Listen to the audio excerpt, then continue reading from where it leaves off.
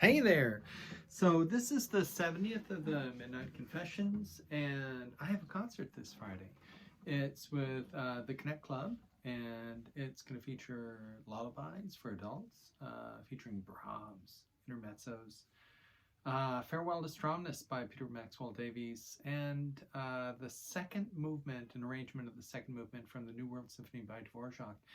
And the idea is to address the anxiety of the age, such as this incredible election that has just happened for many things, but one of the big things is the president of the United States. And so I wanted to create a program that would offer solace and also a reflection on the United States. And so we get a perspective from a Central European, Antonin Dvorak in the 19th century, who actually was brought here, invited to come here to help the United States develop its own classical music. There will be a story about that if you tune in. I will add that when Dvorak came here, he was a part of the Austro-Hungarian Empire. So if you lived in the 20th century, you would know that Czechoslovakia was a country, and now it's Czech and Slovakia. And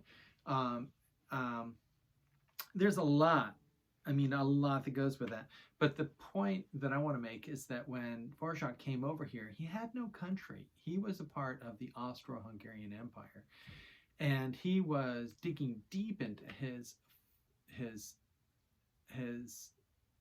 culture's identity, which did have a geographic cultural identity that was established before it became absorbed into the Austro-Hungarian Empire.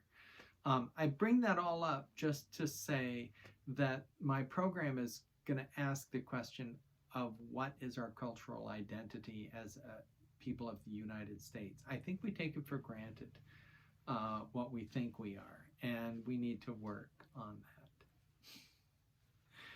And so, anyway, I've talked way too much. The second half is going to be a bunch of cathartic stuff that I've written this summer. Cathartic, I don't know, maybe not to you, maybe to me. It's basically reflecting on forms of 100 years ago, of the 1910s and 20s, rags, blues, and hymns, and even shouts. And what I'm going to play for you tonight is called Truth and Justice, and I wrote it on the day that I improvised it on the day that Breonna Taylor's assassins were not held accountable for their walking into her house and shooting her when she was in her bed. I know it's really fun, right? This is just, why don't I just do cat videos and stuff like that? So sorry if this is uncomfortable. Sorry if I'm virtue signaling, but this is stuff that weighs heavily on me, and I just have to process it. And so if you care, this is what it sounds like.